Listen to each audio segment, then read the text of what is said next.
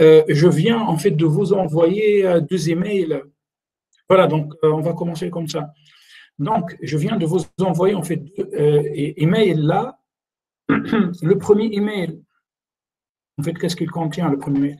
Voilà, le premier email, en fait, il contient le fichier Jupyter Notebook de la dernière fois. Rappelez-vous de ça. Hein. C'est-à-dire, le code de la séance passée, de la dernière séance de 2 heures, c'était mercredi. Et en fait, le deuxième email, eh ben, oui, il contient en fait un support de cours, enfin un petite idée, en fait, c'est un exercice du data mining appliqué en gestion de risque en finance de marché. Bon, disons, la première partie est très simple, hein, ça c'est l'idée, c'est de vous familiariser avec la notion d'une valeur moyenne écart type et dire de trouver l'actif le plus risqué. Les choses se compliquent un peu dans la deuxième partie. Donc là, ce sont des vraies analyses. En fait, dans le cours, nous avons vu l'autre fois le rendement simple, PT moins PT-1 sur PT-1, c'est-à-dire le prix d'aujourd'hui moins le prix d'hier divisé par le prix d'hier. Il existe en fait une deuxième formule pour calculer le rendement journalier, c'est-à-dire qui applique les logs. C'est log de PI sur PI-1. Et là, je vous donne 4 indicateurs financiers dont le marché américain, S&P 500, la bourse de New York, NYSE, New York Stock Exchange, DAX, c'est le marché allemand, FTSE 100, ça c'est le marché londonien, c'est en Angleterre, et Nikkei, ça c'est le marché japonais. Donc on trouve en fait plusieurs indicateurs financiers, la valeur moyenne, enfin plusieurs indicateurs statistiques, autrement dit plusieurs estimateurs statistiques utilisés en finance des marchés. Mean, médiane, écart type, la valeur moyenne c'est-à-dire annualisée, la volatilité calculée sur une année, puis skewness, le moment d'ordre 3, les cortosis. Il ne faut pas avoir peur en fait de ces termes, je vais vous expliquer ça. Et le but, c'est de réaliser des analyses. C'est-à-dire, je vous donne le rendement journalier entre 1999 et 2015 sur les 4 marchés, et vous allez faire des analyses. Ça, c'est un premier TD. Mais le TD numéro 1. Okay.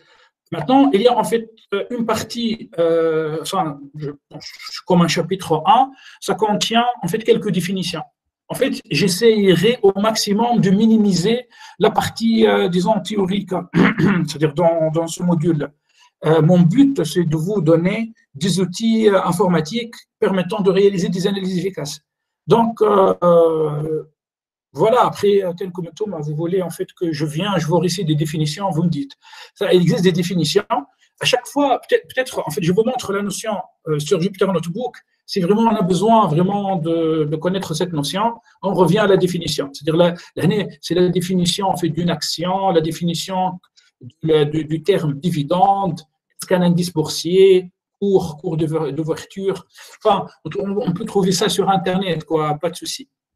En fait, à la fin, vous allez trouver une petite introduction de l'application des techniques d'apprentissage automatique, c'est-à-dire l'application des algorithmes, du data mining, machine learning et deep learning. Et à la fin, vous allez trouver une application en fait du traitement du langage naturel. Là, on parle plutôt de la finance comportementale.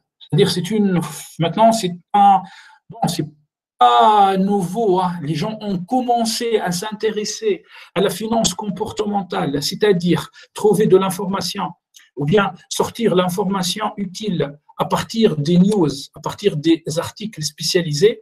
Ils ont commencé à faire ça à Wall Street depuis 2004. Je pourrais vous envoyer un article.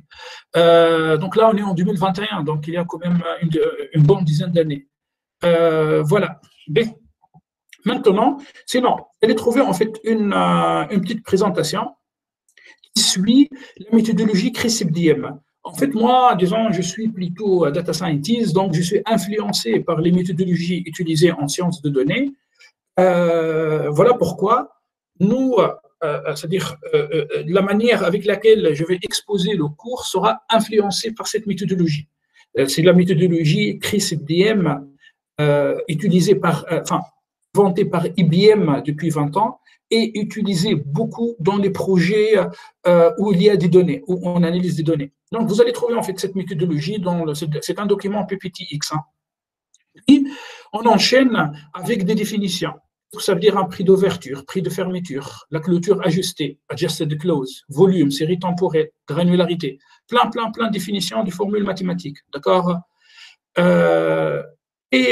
Finalement, vous allez trouver en fait un projet complet qui traite la segmentation, c'est-à-dire l'algorithme de segmentation appliqué en finance des marchés. Ici, on applique ça, enfin, j'applique ça sur le marché américain. Nous, on va faire ça aujourd'hui sur le marché tunisien. On va faire ça tout de suite, là. C'est-à-dire, on va commencer. C'est-à-dire, en sortant après, dans 2 heures, vous serez capable de réaliser en fait une segmentation efficace du marché tunisien, c'est-à-dire de quantifier le risque, de comprendre c'est-à-dire les différents groupes d'entreprises qui constituent le marché tunisien. J'espère, hein, dans 2 heures. Voilà. B. Je pense qu'il n'y a pas de questions. Bon, n'hésitez pas, hein, s'il vous plaît. La matière, elle est très compliquée. Enfin, ce module, il est hyper compliqué. On n'a pas beaucoup de temps. Déjà, il y a une partie finance d'entreprise, une partie finance de marché. Il faut faire tout ça en 20 heures ou bien 21 heures. Donc, si vous avez des questions, n'hésitez pas à m'interrompre à n'importe quel moment. Il n'y a pas de questions stupides ou des bonnes questions. اللي ما فهمش حاجه يوقفني ديريكتومون يعني به نحن le but نتاعنا en fait notre but final, notre but ultime يعني quand on analyse des données, je parle d'un point de vue en fait informatique, c'est de réaliser des solutions.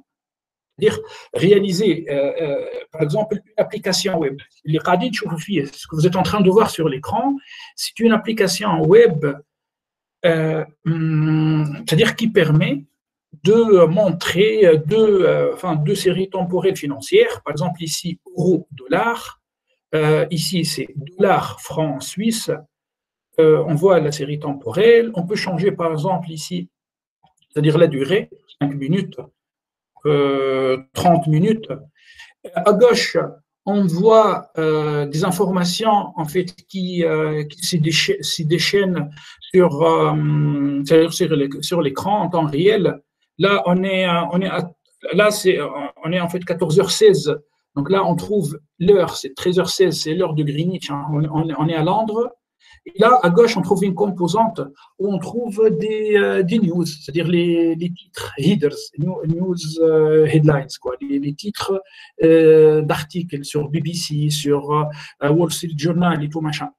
En fait, si on arrive d'ici la fin de ce module à développer c'est-à-dire des choses pareilles, oh, ça sera génial. Hein. Peut-être je suis en train c'est-à-dire de monter la barre jusqu'à un niveau très très élevé, mais bon, c'est pas grave, on appelle ça le nivellement par le haut. En fait, tout le monde dit que vous êtes en fait une très belle promotion. Il y a beaucoup de bons, disons, étudiants, candidats et tout. Je pense que il est faisable, en fait, il est peut-être possible de réaliser ça d'ici la fin de ce module. Mais en fait, là, vous allez me demander, c'est quoi le lien entre ce que nous avions fait, c'est-à-dire mercredi, et bon, là, on est sur Jupyter Notebook, on est en train d'écrire du texte, on est en train d'écrire des algorithmes, enfin du code, de tracer des figures, de mettre des formules mathématiques, et ça. Bon, vous allez me dire, bon, Jupyter Notebook, c'est un environnement de développement intégré, d'accord, ok, mais est-ce qu'on est capable de faire ça? C'est-à-dire, est-ce qu'on peut, en utilisant Jupyter Notebook, réaliser ça? En fait,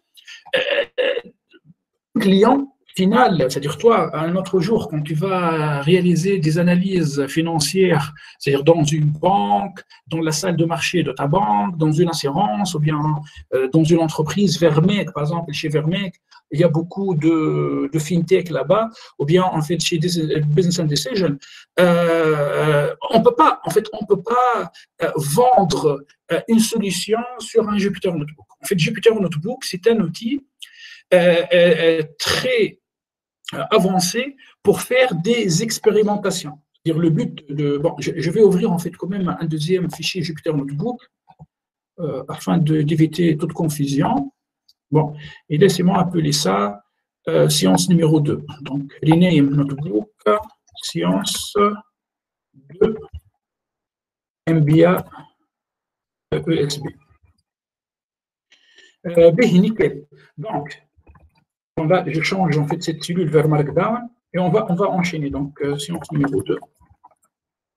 Mais, donc, toi quand tu développes sur Jupyter Notebook, en fait, l'idée, qu'est-ce que tu es en train de faire? Tu es en train de réaliser un POC, c'est-à-dire un Proof of Concept. Il s'agit en fait d'une expérimentation. On est en train d'expérimenter des choses. Expérimentation. Par contre, malheureusement, un client il ne s'intéresse pas à ces résultats. Toi, tu vas montrer ça en fait peut-être à ton manager ou bien en fait à ton collègue dans ton équipe afin en fait de faciliter la discussion, afin de comprendre, par exemple, afin de comprendre les paramètres, les différents paramètres de tes algorithmes en machine learning, en data mining, hyperparamètres en deep learning. Mais est-ce qu'on peut vendre ça? Non, on ne peut pas vendre ça. Mais à cet égard, qu'est-ce qu'il faut faire? En fait, bon, je préfère vous annoncer ça dès le début de la première séance. Le but, en fait, la solution vendable sera représentée sous forme en fait d'un lien, c'est-à-dire d'une application web, comme ça. C'est-à-dire, on va déployer une solution sur un serveur.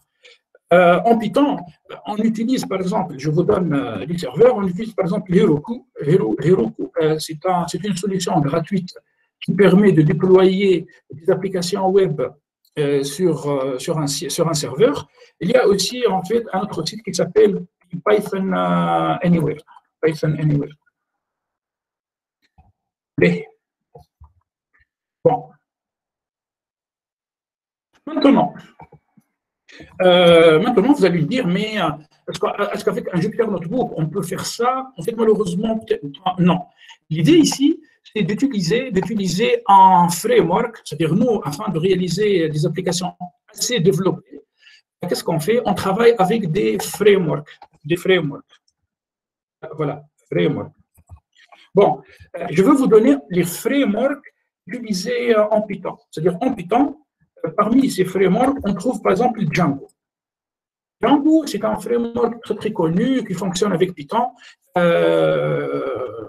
C'est-à-dire, autrement dit, c'est-à-dire ces codes éparpillés dans ton Jupyter Notebook, en fait, tu vas les organiser à un moment donné dans des fonctions, et puis tu vas mettre ces fonctions dans ce framework. Et puis, ce code va servir à cette application web, à faire des calculs sur cette application. Je vais vous montrer plusieurs.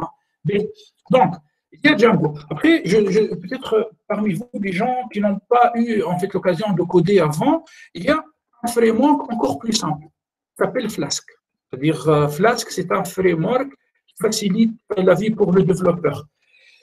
Mais ça reste quand même compliqué, ça demande beaucoup de code. À cet égard, on trouve l'entreprise Salesforce, en fait, c'est le numéro 1, Salesforce. Le numéro 1 au monde. Salesforce, c'est une entreprise américaine, c'est le numéro 1 au monde en matière de solutions CRM, Customer Relationship Management, qui a développé un framework qui s'appelle Dash. Le framework Dash utilise Flask. Donc, si Flask est plus facile que Django et Dash utilise Flask, donc techniquement, Dash est plus facile. Je vais vous montrer ici quelques exemples, c'est-à-dire quelques templates des solutions déployées, implémentées par Dash. Mais il est simple. Donc, il suffit d'aller sur ce lien. Et bon, on va cliquer ici finance. On va trouver des applications en aerospace, en retail business, en sport. Bon, nous, on est en train d'analyser des données financières, donc on s'intéresse plutôt à la finance. Donc, s'il vous plaît, soit on clique ici sur la finance, ou bien cliquez sur le lien que j'ai partagé avec vous. Regardez les différents templates. En fait, ce sont des templates, c'est-à-dire ce sont des applications web. Allez, pour faire simple, mais c'est faux, hein. Allez, des sites web, en fait, ce ne sont pas des sites web, ce sont des applications web développées avec Python, avec le framework Dash. Oh, le but, en fait, pendant ce module, c'est de faire des analyses des données financières sur Jupyter Notebook, puis passer le plus rapidement possible, en fait, sur un framework. Après, je ne sais pas, peut-être que je peux arriver à faire ça, j'arriverai à faire ça avec 2, 3, 4 parmi vous. Pour les autres, au moins, en fait, on va fixer la barre très, très haute. Mais je vous montre ici les différents exemples. Par exemple, ici, on trouve l'exemple sur le Forex Web Trader. Donc, en fait, c'est une solution, disons, BI. Donc là, c'est qualitatif. On est juste en train d'unifier, de synthétiser de l'information sur une seule page. Ici, il n'y a pas d'analyse prédictive. On n'est pas en train de prédire le futur. Ici, nous sommes en train de… Voilà, c'est-à-dire l'application montre l'heure, montre en fait des articles. Je peux cliquer en fait sur n'importe quel article. Par exemple, là, COVID US Relaxes Mask Guidance for Fully Vaccinated Americans. Je clique ici, et ben, le lien m'envoie directement vers BBC. Et c'est le 13 mai. Bon, je ne sais pas pourquoi, c'est un article en fait qui date du 13 mai. Et là, nous avons deux séries temporelles. On remarque que euro-dollar, il y a une baisse. Contre, il n'y a pas d'analyse prédictive. Toi, qu'est-ce que tu peux faire? Toi, tu peux prendre cette solution, spécialement que cette solution, le code, il est open source. C'est-à-dire le code avec Python, il est open source. Le code, il fait à peu près 1400 lignes. Bon, c'est pas beaucoup, hein. C'est un modèle MVT, voilà. C'est 1400 lignes. Je vous envoie le lien du code. Après en fait, dites-moi. Mais il y avait le code pour l'application web du Forex. Mais, on trouve aussi de l'asset management. Imagine-toi, dans une salle en salle de marché, on ne s'intéresse pas uniquement au Forex, c'est-à-dire au cours des devises, hein. On s'intéresse aussi à gérer des portefeuilles d'entreprises, de l'asset management. Donc, s'il vous plaît, cliquez ici hein, sur le dernier template, hein, cliquez sur le dernier template, pardon. Cliquez en fait sur la partie blanche. Cliquez sur la partie blanche. Vous allez trouver deux liens. Là, par contre, en fait, cette solution, le code n'est pas ouvert. C'est-à-dire, il faut envoyer. Vous voyez. Et bon, je vous montre quand même l'exemple. C'est une application web qui permet de montrer la frontière efficiente. Voilà. C'est-à-dire, on peut trouver le portefeuille le moins risqué et le portefeuille en fait qui maximise le ratio de Sharpe. Ne vous inquiétez pas, je vais vous expliquer toutes ces notions. Et, en fait, cette solution, elle est vendable. C'est-à-dire, on peut vendre cette solution à un client. Mais, donc, je vais passer à un autre exemple, mais cette fois-ci lié à la finance d'entreprise, à la finance de marché. Cliquez, s'il vous plaît, sur le template numéro 1, Financial Report. Par contre, là, le code, il est ouvert. Okay. Vous allez trouver un lien vers un code en Python. Vous allez trouver un lien vers un code en R. Moi, je ne fais pas de R. Bon.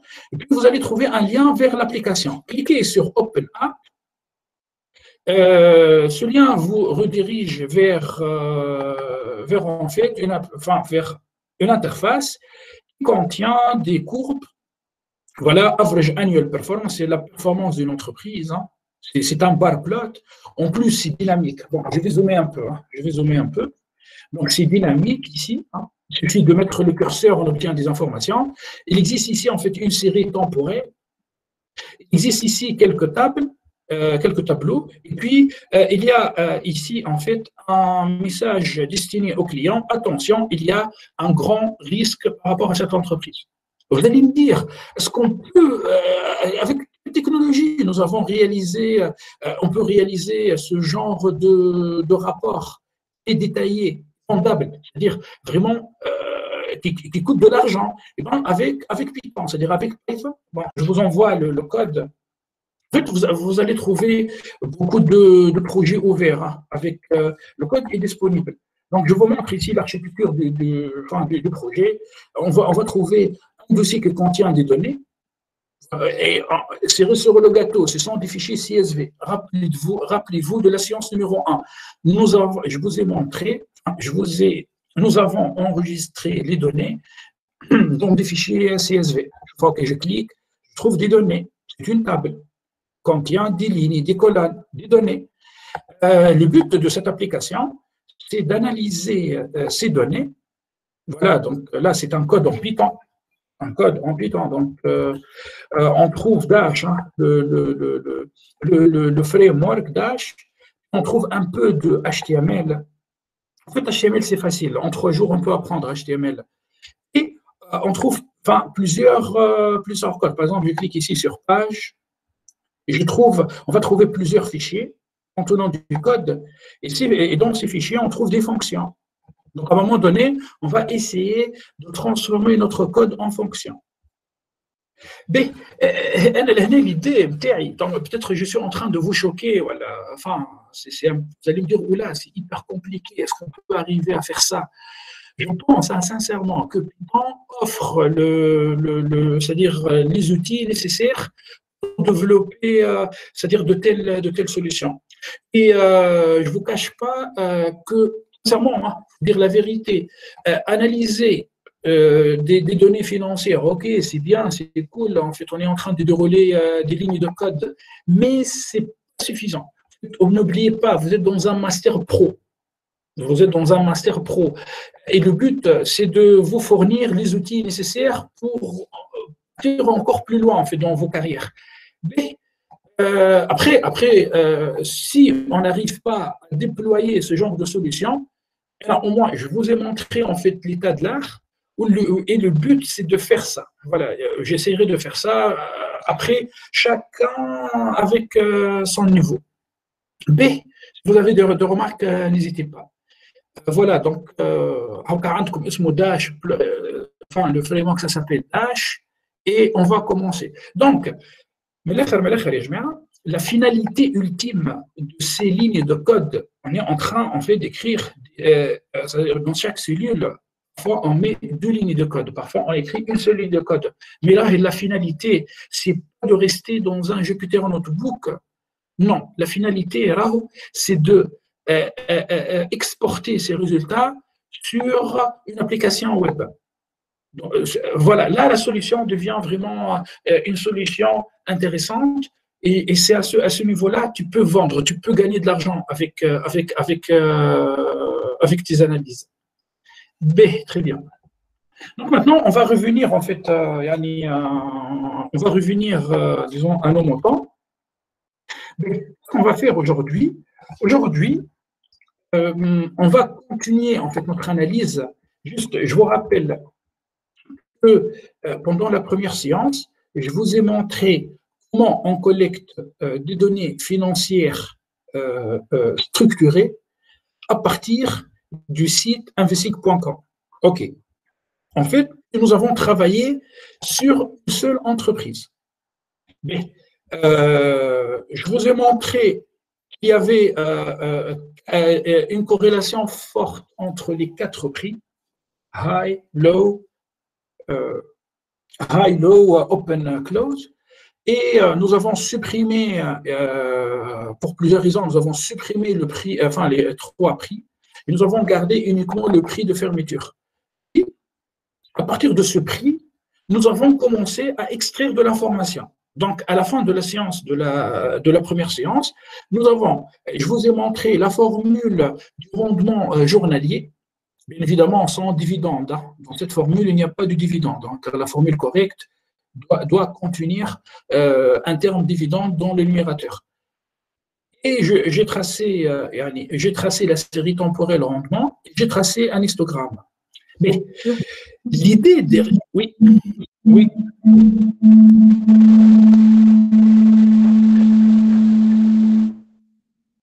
Oui, oui, Bassem, oui, oui, Bassem.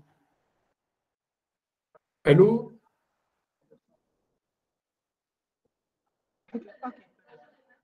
Oui, oui, Bassem. Bassem, si tu veux parler, en fait, je ne t'entends pas. Sinon, tu peux m'écrire, hein, si tu veux, tu peux m'écrire. الو مسيو تسمعني؟ وي نسمع فيك بس ما يقول لي وي نسمع فيك وي. قلت لك شفنا الروندمون جورناليير دونك حبيت نسال اون فوا انا عندي سيري تمبورير نتاعي وعندي دوني فينانسيير وعملت روندمون جورناليير دونك جو بو دير اللي انا خليت سولمون يعني اسكو خليت سولمون الالياتوار اللي في الياتوار نحيت سيرتو اللي انا معناها فما الرابور نتاع ديلي الرابور هذاك جورناليير اللي نحيت واحده من واحده دونك نحيت اذا كان فما سيزوناليتي فينالمون هو ما فماش في الدوني فينانسيير مي نجم نابليكيها انا في دوني اخرى اللي فيها سيزوناليتي جو في لو روندمون جورناليير ونقول انا نجم تنحي السيزوناليتي ودو ميم زاد التوندونس دونك على خاطر اللي قاعد يشبه برشا Très bien, Bassem, très bien. C'est une. Très bien, ok. Très bien. Ok. Je vais ركزوا معي خاصي hyper compliqué. خلينا نبداو.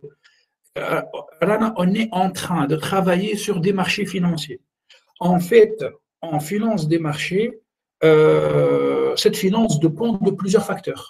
Des facteurs microéconomiques, des facteurs macroéconomiques. Ça dépend aussi en fait des nouvelles, des articles, enfin des annonces gouvernementales. Il suffit par exemple que le CEO, par exemple de Tesla, annonce que Tesla va arrêter d'utiliser la crypto-monnaie Bitcoin dans les transactions par rapport à sa voiture, sa nouvelle voiture, et ben, la crypto-monnaie Bitcoin a commencé à chuter. Alors que ça, c'était en fait une annonce vraiment soudaine. Donc, on ne peut pas parler, en fait, on peut parler d'une tendance, mais on ne peut pas parler d'une certaine saisonnalité. Elle est très compliquée. Il est très compliqué. En fait, dans une série temporelle financière, il est très compliqué de supprimer la partie aléatoire. On n'est pas dans le cadre d'une série temporelle traditionnelle. Donc, par exemple, si c'était en fait, si c'était par exemple de retail business, c'est-à-dire toi, tu travailles, imagine, toi, tu analyses les données, par exemple, d'un supermarché géant, ou Monoprix, le groupe Monoprix, ou la Carrefour. C'est quoi ça? C'est du vente en détail.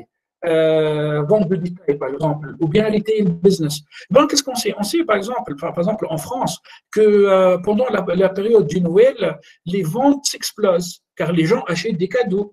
Et puis, pendant les périodes des fêtes, ça s'explose, puis en fait, ça diminue. Les gens achètent beaucoup de choses pendant le week-end. Samedi, on ne travaille pas.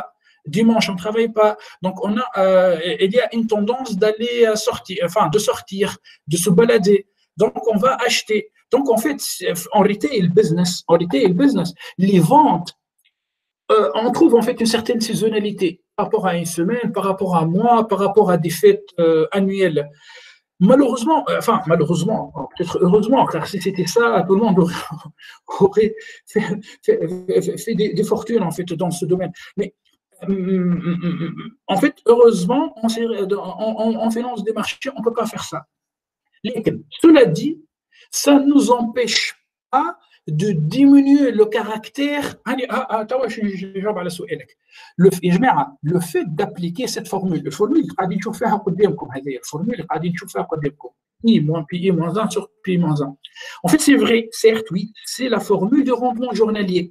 Mais cette formule, sans faire attention dans le cours sur les séries temporelles, vous avez utilisé cette formule pour rendre la série plus stationnaire. C'est une coïncidence là. RI égale à PI moins PI moins 1 sur PI moins 1, c'est la formule de rendement journalier. La formule correcte est des dividendes. La formule réelle RI, la formule réelle du rendement journalier, PI moins 1 plus DI sur PI moins 1. Sauf que les entreprises ne versent pas des dividendes en fait tout au long de l'année. Les entreprises choisissent des dates bien particulières. J'ai supprimé DI afin d'éviter toute confusion dès la première séance. Donc, PI moins 1 sur PI moins 1, c'est le rendement journalier.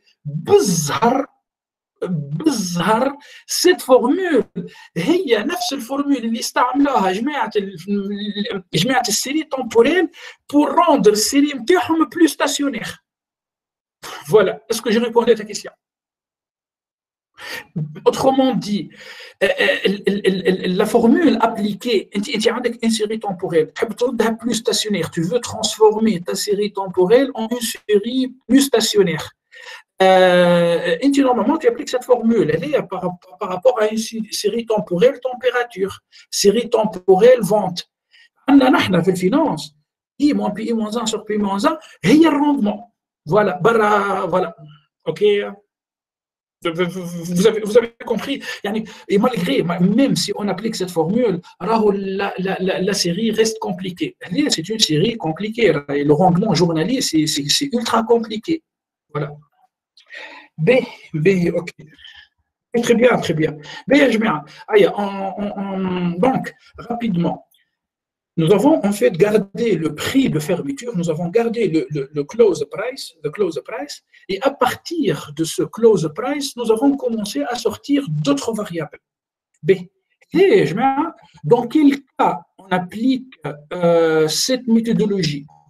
En fait, cette méthodologie, et là, je vous invite à partir vers la présentation support 1 petit x. En fait, cette méthodologie est appliquée en sciences de données. Mais, voilà, ou bien cette technique-là. En fait, je vais vous montrer, je vais vous montrer là, je vous montre là la méthodologie IBM, CRISP-DM. Je vous montre. Là, je suis en train de vous montrer, en fait, la méthodologie CRISP-DM, CRISP Data Mining. En fait, c'est la méthodologie de référence utilisée dans un projet en sciences de données. C'est-à-dire, en sciences de données, on n'utilise pas, malheureusement, Scrum Agile. Et je vais vous donner les raisons. On n'utilise pas, par exemple, la méthodologie utilisée en BI, en Business Intelligence, Bill Hellman, ou bien Ralph Campbell. On n'utilise pas du DevOps en sciences de données, en data science. Par contre, on utilise en fait la méthodologie CRISP-DM. En sciences de données, les projets sont souvent risqués. C'est-à-dire, quand on commence notre projet, on ne sait pas sur quoi on va tomber. C'est-à-dire, on ne sait pas, c'est-à-dire, on ne peut pas quantifier la durée du projet. Avec Alech, on travaille avec Jupyter Notebook, on fait des expérimentations sur Jupyter Notebook. Si on valide avec le client que le projet n'est plus risqué, c'est là où on passe en fait à l'informatique traditionnelle et on commence à développer. Mais je vous explique la méthodologie. En fait, on commence par la partie business understanding. Toujours, quand on commence un projet en sciences de données, on commence toujours par comprendre le métier.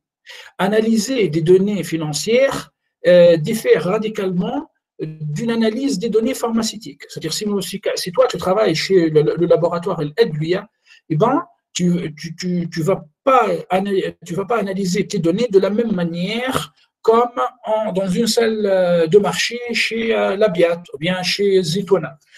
Donc, la première étape consiste à comprendre le métier. Et enfin, dans cette présentation-là, je suis en train de dérouler, on déroule les différentes grandeurs financières, et ça, c'est une compréhension du métier. Le métier de l'asset management, en fait, de la gestion du portefeuille. Je continue. Une fois on comprend le métier, sur une semaine, sur 2 semaines, après, si toi, tu as fait une licence en finance, ben, c'est cool, hein, ça sera très, très bien. On passe en fait à la partie data understanding. On essaie de comprendre les données. On essaie de comprendre nos données. En effet, dans la partie data understanding, on va collecter les données. Nous avons fait ça pendant la première séance, au moins par rapport à une seule entreprise. Et la manière, pendant la première séance, c'était en fait une campagne de collecte de données. Nous avons collecté les données de l'entreprise Adluia. Aujourd'hui, on va collecter les données de toutes les entreprises tunisiennes. Mais je continue. On collecte les données, on enregistre les données, on sauvegarde les données, et puis on commence à comprendre les données. Data understanding, comprendre les données. C'est ce qu'on a fait pendant la première séance. En fait, qu'est-ce que ça veut dire comprendre les données? Comprendre les données, c'est-à-dire regarder le nombre d'observations statistiques, regarder par exemple le nombre des colonnes, tracer quelques courbes, comme ici, tracer quelques séries temporelles, regarder la corrélation linéaire, comprendre qu'il existe une corrélation mutuelle forte entre quatre variables, tracer des histogrammes, être sûr que les 4 variables contiennent la même information. Puis, tout ça, c'est du data understanding. Nous avons commencé à faire ça, même sur une seule entreprise, mais nous avons commencé à faire ça quand même. Après la partie data understanding, on passe en fait à la partie data preparation. Dans la partie data processing, ou bien data preparation, dans la partie préparation de données, qu'est-ce qu'on fait? On essaye de faire de l'extraction des features. C'est-à-dire, comme ici, à partir en fait du prix de fermeture, de close price, nous avons essayé d'extraire le maximum d'informations. Nous avons commencé par le rendement journalier. Et puis, on va passer au rendement annuel. Puis, on va passer à la volatilité journalière. On va passer à la volatilité annuelle. Et puis, on va passer à d'autres variables. C'est-à-dire, ayez ce réflexe. À partir d'une colonne, c'est-à-dire bon, dans la partie data preparation, à partir d'une colonne, d'une variable, on peut extraire beaucoup de colonnes. On appelle ça features extraction en anglais. Je vous écris ça, hein, features extraction. Après, je vais vous envoyer un document qui parle de ça de manière très détaillée. Features extraction. Avec une colonne, dit tiens, mon but c'est d'extraire le maximum d'informations à partir de cette colonne. B, elle est feature extraction. Là, vous allez me dire, je ne suis pas encore dans la partie modélisation. La modélisation, on va le faire une fois on extrait les features. Là, en fait, le métier, c'est la finance de marché. En finance de marché, il existe en fait plusieurs sous-disciplines. Il y a du trading, il y a du forex, il y a en fait du risk management, il y a de l'asset management. Nous, on s'intéresse en fait à l'asset management, c'est-à-dire la gestion de portefeuille. On va faire ça maintenant. En fait, on va extraire des données à partir de la bourse de Tunisie pour toutes les entreprises tunisiennes. OK, ça c'est collecte de données. On va essayer de comprendre ces données. On va préparer ces données. En fait, à partir de chaque prix de fermeture, on va sortir des colonnes. À partir de ces colonnes, on va utiliser un algorithme K-means pour réaliser une segmentation. Bon, on fera l'évaluation après. Le déploiement, je viens de vous dire, on ne peut pas faire ça avec Jupyter Notebook. On le fera avec en fait d'autres outils plus sophistiqués. B. Donc, juste un mot par rapport en fait au feature extraction. B. Donc là, je fais CTRL Z pour ramener ça. B. Regardez, dans la présentation en fait support 1 PPTX, vous allez trouver le prix d'ouverture, de fermeture, le prix de fermeture ajusté, le volume. Qu'est-ce qu'on peut extraire à partir du prix de fermeture? Avec une colonne, le prix de fermeture, qu'est-ce que tu peux sortir comme information? On peut sortir la rentabilité, le rendement. Et c'est une colonne. Ok, très bien. Donc, je viens ici. Quels sont, donc là, j'écris close price. Là, je m'encourage le close price. Qu'est-ce que je peux sortir à partir du prix de fermeture? Je peux sortir le rendement annuel. En fait, qui dit rendement annuel, ça veut dire qu'on sait calculer le rendement journalier. Qu'est-ce qu'on peut sortir à partir du prix de fermeture? On peut en fait quantifier le risque. Le risque, c'est la volatilité. On peut quantifier le risque. Quand on parle en fait du risque, c'est la volatilité. Le mot fait peur, hein, volatilité, mais en fait, c'est un risque. À la fin de la journée, qu'est-ce que ça veut dire, volatilité? C'est un STD, c'est un écart type. Mais on peut sortir à partir du prix de fermeture. On peut calculer le ratio de Sharpe. Le ratio de Sharpe, c'est un indicateur financier. Le ratio de Sharpe. Ratio de Sharpe. Sharpe, en fait, c'est un grand professeur en finance. C'est-à-dire, je parle du siècle précédent. Ratio de Sharpe. C'est une autre colonne, c'est un autre feature. B. On peut sortir le skewness. C'est un moment d'ordre 3. je vous expliquerai ça à l'instant précis. Mais on peut sortir le Kurtosis. C'est un moment d'ordre 4. On peut en fait calculer un truc qui s'appelle VAR, Value at Risk. On peut calculer une autre variable qui s'appelle CVAR, Conditional Value at Risk. Vous allez me dire pourquoi partir en fait d'une colonne, le prix de fermeture, on va sortir tous ces features. C'est-à-dire ces colonnes. Oui.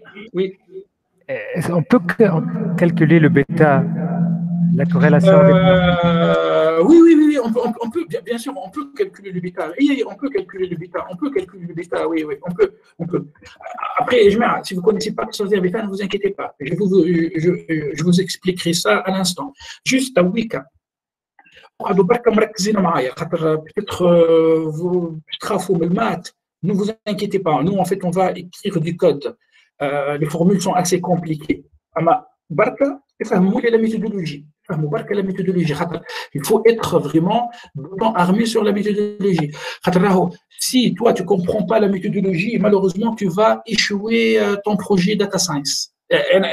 Encore une fois, je ne fais pas avec vous, ça sera des analyses des données financières. Tu ne connais pas la méthodologie et tu ne sais pas appliquer correctement la méthodologie, alors ton projet en fait n'atteint pas ses objectifs. Ou tout simplement, le client ne sera pas satisfait. Tu ne réussis pas à vendre ton projet, tu ne gagneras pas de l'argent, donc tu vas perdre peut-être ton salaire. Qu'est-ce qu'il fait la méthodologie? Business understanding, data understanding. Dans data understanding, en fait, on va collecter des données, et puis on va essayer de comprendre ces données. Comment on comprend ces données? On utilise la statistique, valeur moyenne, médiane, écart type, ainsi de suite. Et puis, on trace des courbes, histogrammes, série temporelle. En fait, on prépare les données. Dans la partie préparation des données, ça arrive, ce qu'on va extraire en fait rendement annuel, risque, ratio de Sharpe, skill, et ainsi de suite. Une fois on extrait ces colonnes, bêta, en fait, on passe tous ces colonnes à la partie modélisation, un algorithme. Et l'algorithme, il va extraire une autre information, et puis on va évaluer cette information. Pendant 2 minutes, je vais vous dire en fait le résultat final. C'est-à-dire qu'est-ce qu'on cherche à montrer. On va dire qu'on va commencer le résultat final, puis on va parler. Là, devant vous, en fait, je travaille beaucoup c'est-à-dire sur l'asset management appliqué sur le marché tunisien, avec 2 docteurs en mathématiques appliquées à Esprit, et avec un ingénieur data scientist. L'article, en fait, l'article est en cours. Je suis en train de travailler sur cet article. Je le publie, une fois publié, je vais partager avec vous cet article. Donc, en fait, à un moment donné, nous avons appliqué des techniques de diversification, la technique CAPM, CAPM. Nous avons appliqué d'autres techniques de diversification avec l'algorithme Camils. Je vous montre le résultat final. C'est le pipeline d'analyse. On prend les raw data, high, open, low, close. On prend les articles, les données non structurées, news articles. Puis les données sont corrélées linéairement. On garde uniquement le close. À partir du close, à partir de raw data, high, open, low, close, j'applique une corrélation. On comprend qu'il y a les 4 prix sont corrélés. Boum, garde le close, le prix de fermeture. À partir du prix de fermeture, je calcule le rendement, volatilité, skew, kurtosis, VAR, bêta. Je donne ça à l'algorithme Camils et à notre algorithme qui s'appelle Affinity Propagation. Puis, je vérifie le résultat du Camils avec, en fait, la finance comportementale. Je trouve que c'est correct. Je vous montre le résultat rapidement. Et c'est un truc choquant. Par exemple, ici, on va essayer de faire ça aujourd'hui, de reproduire ça aujourd'hui.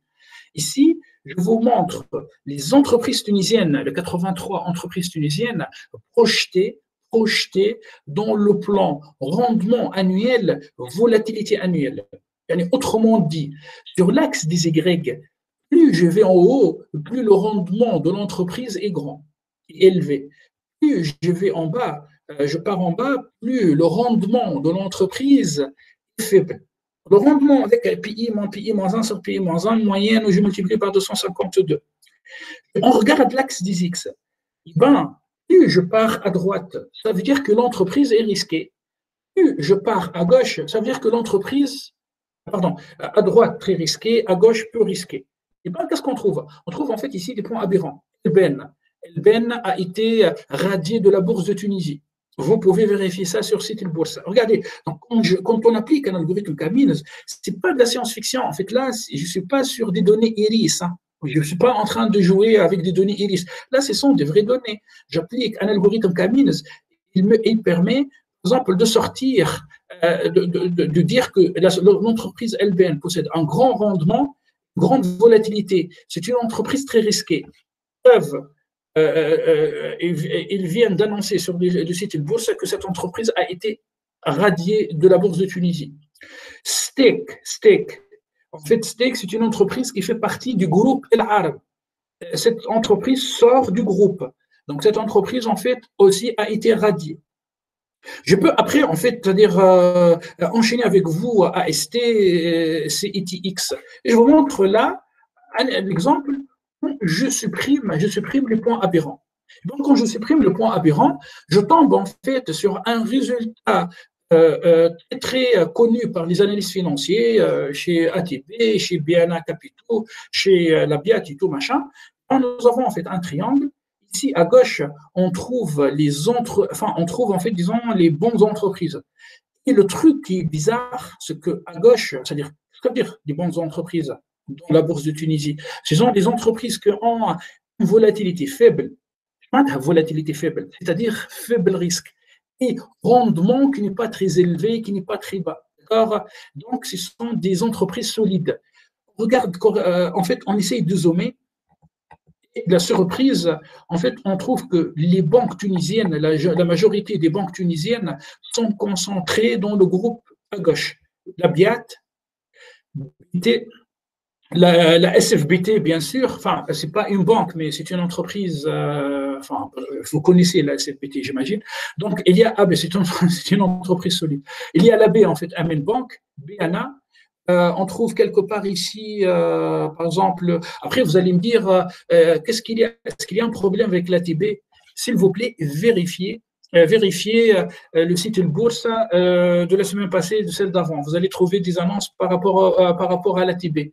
Après, il y a le BCI. Le BCI, en fait, en Tunisie, on trouve 3 styles de banques. Il y a les banques étrangères, les banques privées et les banques publiques. Le BCI, c'est une banque étrangère. Donc, on voit que son comportement s'éloigne un peu des autres banques. Donc, voilà les résultats à trouver, c'est-à-dire le genre de résultats qu'on peut sortir à partir en fait d'une analyse des données financières qui utilise des algorithmes de machine learning. Ce résultat que moi je trouve en fait quand j'analyse des données, c'est un résultat qui est qui est en fait confirmé par les analyses de la Banque centrale. Je vais vous envoyer en fait ici les cahiers du l'IFID. L'IFID, c'est l'Institut de financement et de développement du Maghreb arabe. Bref, c'est un institut en fait cofinancé par la Tunisie et l'Algérie qui forme les cadres supérieurs dans les banques et les entreprises d'assurance. Bon, si on part vers l'article numéro 1, l'article numéro 3 et l'article numéro 5, on trouve que depuis l'été, la Banque centrale tunisienne est en train d'envoyer des avertissements par rapport au comportement du banque. C'est-à-dire, en fait, par exemple, là, si on lit l'analyse du professeur Monji, le professeur en fait, Monji Safra, c'est un grand professeur de finance. Contre lui, il fait de la finance pure et dure. Moi, je fais de la finance appliquée. Par exemple, là, la première problématique concerne la stabilité financière du système bancaire face à la concurrence entre banques qui peut réduire les marges et face à la diversification de services bancaires. Et là, par exemple, je lis ce paragraphe. La première étude analyse les données de 18 banques sur la période 2006-2017 pour montrer l'intérêt de la concentration des banques pour atténuer le risque de crédit et l'insolvabilité de la banque. Ça veut dire en fait qu'il existe beaucoup de banques en Tunisie. Il y a beaucoup de banques. Donc, les études menées par la Banque centrale de Tunisie, disons, conseillent les banques tunisiennes à se regrouper, à se concentrer, pour diminuer le risque. Et bien, nous, dans quelques minutes, en fait, on va retrouver, c'est-à-dire ces résultats avec l'application des algorithmes de machine learning. Voilà. En fait, la preuve ici que toutes les banques sont concentrées. Ça veut dire quoi? Deux points sont proches. Je pense que vous avez étudié ça dans l'algorithme Camins. Deux points sont très près. Ça veut dire qu'il y a une similarité. Ça veut dire que leur comportement est similaire. Ça veut dire qu'on peut concentrer ces deux points. Bref. Donc, voilà le résultat final. On va sortir à partir de notre analyse de tout à l'heure. C'est bon, et donc l'idée, elle est simple. On va collecter, on a collecté les données d'une seule entreprise. Là, on va collecter les données de toutes les entreprises tunisiennes. Toutes les entreprises tunisiennes. Puis, on va préparer ces données. On va extraire deux features, la volatilité annuelle, le rendement annuel. Et puis, on va appliquer un algorithme Camins. B, est-ce que vous êtes partant? C'est bon? On commence là?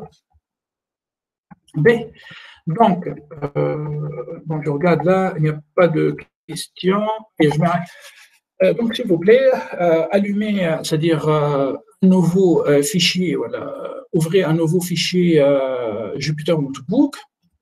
Regardez ce qu'on va faire. En fait, on va tout d'abord charger les bibliothèques de base utilisées dans notre analyse. Donc, Pandas, ASPD, Matplotlib, PLT. À chaque fois, en fait, je vais vous envoyer les codes. Bon, je vous enverrai quand même ce paragraphe. C'est hyper important. C'est hyper important, en fait, de connaître ces paragraphes. Mais bon, NumPy, c'est une bibliothèque qui contient des fonctions mathématiques. Pandas, c'est une bibliothèque qui permet de lire et écrire dans des fichiers. Matplotlib, c'est une bibliothèque qui permet de tracer des courbes. Et j'ajoute à ça une commande magique. Donc, bon, là, je mets ça, j'écris ceci, c'est une commande magique. Et pourcentage, matplotlib inline. J'exécute, donc c'est bon. Je vous envoie le code. B. Maintenant, on va charger chargement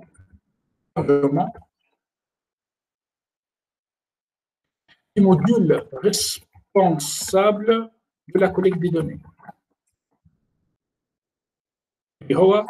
InvestPy.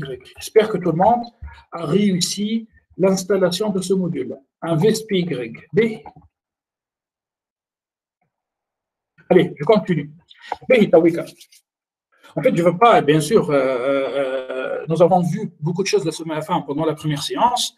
Allez, j'enchaîne directement. Donc, InvestPy. Je regarde stock. Moi, on va travailler sur le marché tunisien. Donc, tout d'abord, rapidement, on va vérifier, est-ce que la Tunisie fait partie de la liste? Rapidement, oui. Nous avons fait ça, la première séance, Tunisien. B. Donc, très bien. Allez, j'ai besoin de la liste d'entreprises dans la bourse de Tunisie. Donc, get stock, puis stock countries. Voilà. Get stock, pardon, pas stock countries, on va dire get stock, pas compagnie profile. Stock information. En fait, j'ai besoin, attendez, là j'ai besoin, non, ça c'est par rapport en fait à une entreprise. J'ai besoin de récupérer la liste des entreprises qui se trouvent dans la bourse de Tunisie. Donc on va faire ça comme ça. Stock information. Non, ça, c'est par rapport en fait au stock. Juste une minute.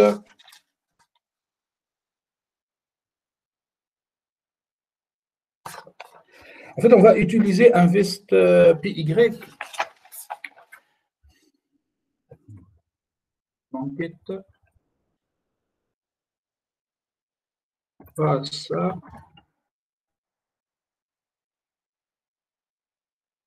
Ah, c'est bon, get stocks. Stocks, oui. Ah, c'est bon, là, c'est bon, get stocks. Mais, en fait, qu'est-ce que j'ai fait? Là, j'ai appelé la fonction getStocks investpy.getStocks. Investpy.getStocks.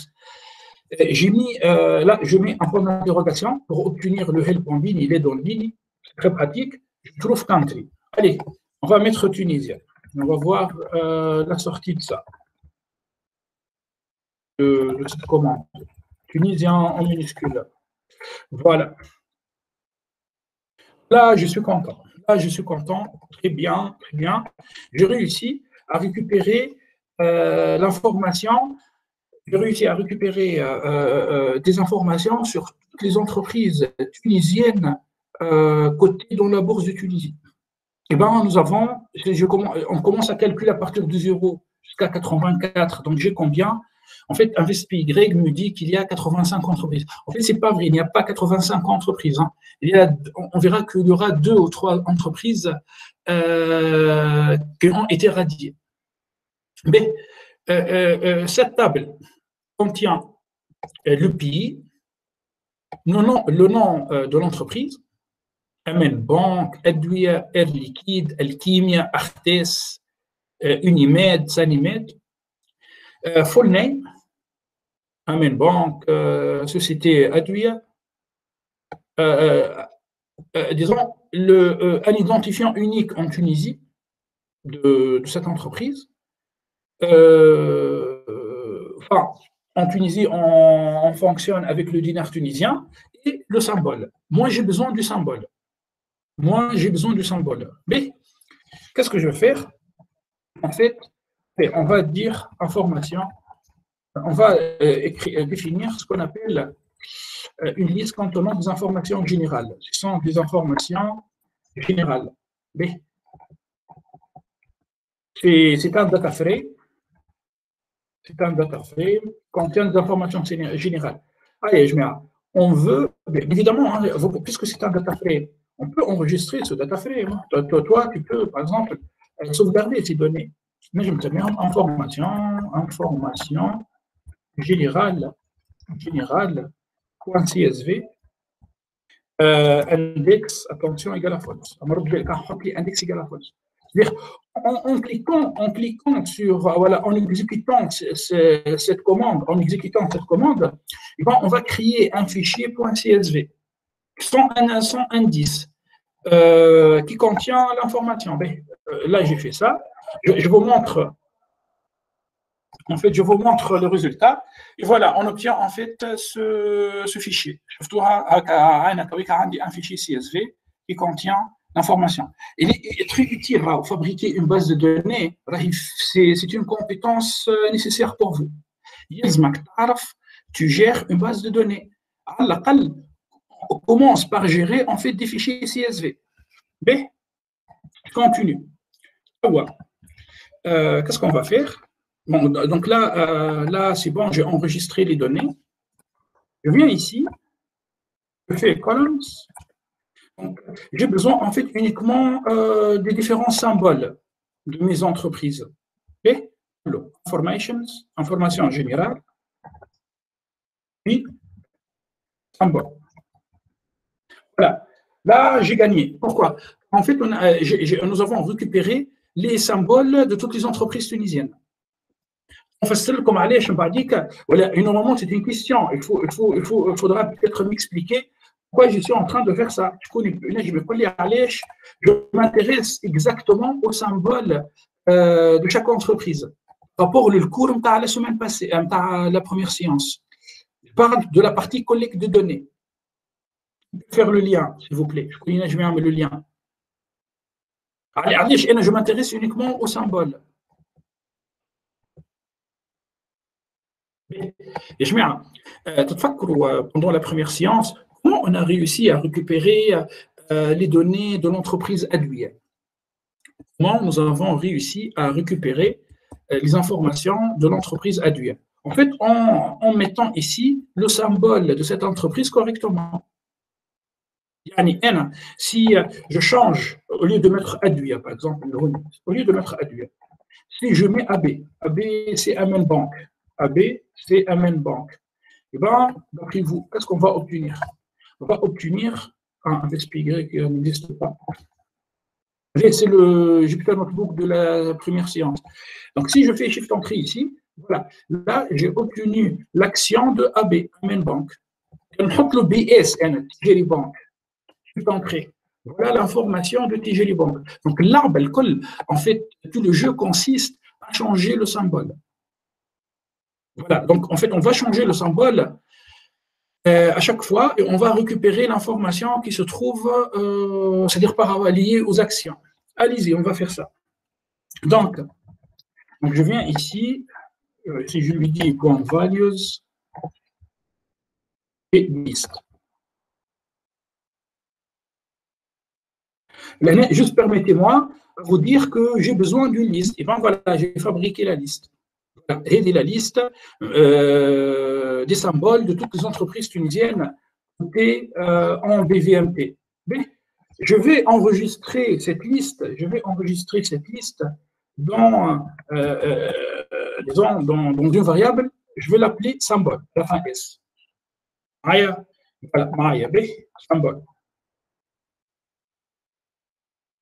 Et au week-end, qu'est-ce qu'on va faire? En utilisant la liste symbole et en utilisant, c'est-à-dire cette commande qui peut me donner comment on va récupérer les informations de toutes les entreprises tunisiennes. Il est né d'un point de vue informatique. C'est une question posée. Avec la liste de toutes les entreprises, enfin, leur symbole. Avec la commande qui permet de récupérer l'information entreprise par entreprise. Pour récupérer l'information pour toutes les entreprises. Boucle, monsieur. Très bien, boucle, oui. Voilà. Même si la question elle est facile, un autre jour, quand tu vas développer, voilà, en informatique, il y a une boucle for, une boucle while, if then, if elif, else et tout. Mais, donc, on va écrire une boucle for. Cette boucle for va boucler sur les symboles. Donc là, je n'utilise pas un indice, mais j'utilise plutôt, je fais pas for i in range n, non, for name in symbole print name. Voilà les différents symboles. Regardez-moi ça. Je fais print ça, j'ajoute. Voilà. Okay. Nous avons réussi à afficher, c'est-à-dire à écrire une boucle. Nous avons réussi à écrire une boucle sur toutes les entreprises et on a réussi à afficher les résultats. B. سامحني فماش كود باش نخرجوا به اسم تاع السوسيتي ومعاها الكود معاها سامبول خاطر تو مثلا فما ا بي وفما ا اي نجم نعرفهم شنو هما السوسيتي. Très bien, merci beaucoup. C'est une très bonne question. B, très bonne question. B, encore une fois, on reste sur un VSPY. On reste sur un VSPY, get stocks, puis laissez-moi plutôt. Voilà, stocks information. Non, il y a entreprise. B. Par contre, là, B, stock, B. Donc, stock, country. Donc, dans country, nous avons Tunisie. Et dans l'ensemble des trois clés AB. Bon, c'est vrai, quelqu'un qui commence la première fois va trouver des difficultés.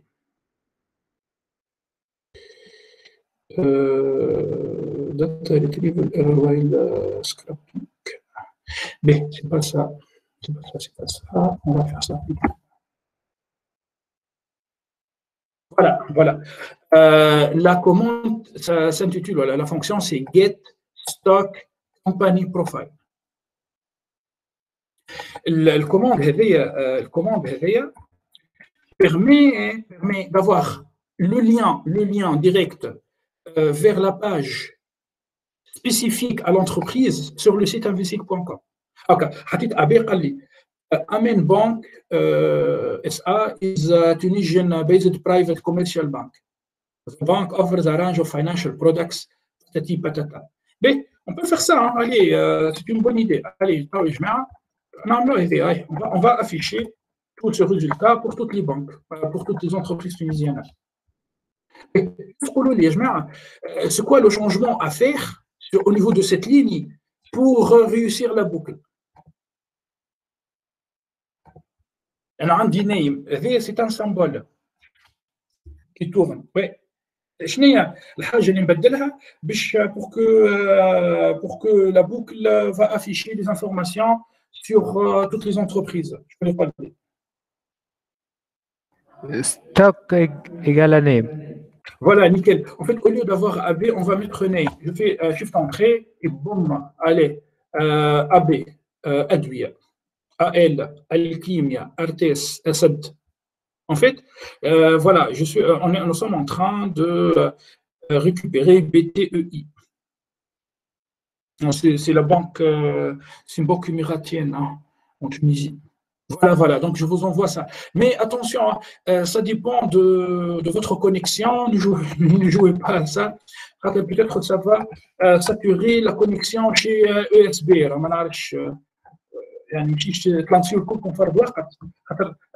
Déjà, je suis seul chez moi et c'est chez moi. Enfin, je suis connecté quoi et je trouve que je vais beaucoup le faire d'ailleurs. Donc, انتوما essayez en fait plutôt de يعني هاكم في بالكم وكهو ne lancez pas ça. Ben, voilà, j'ai répondu à ta question. Donc, je reviens en haut et on commence la collecte des données. Bon, déjà, on est en train de collecter des données. Et regardez comment on arrête en fait un noyau. Je clique sur kernel. Kernel, c'est bon. Là, j'ai arrêté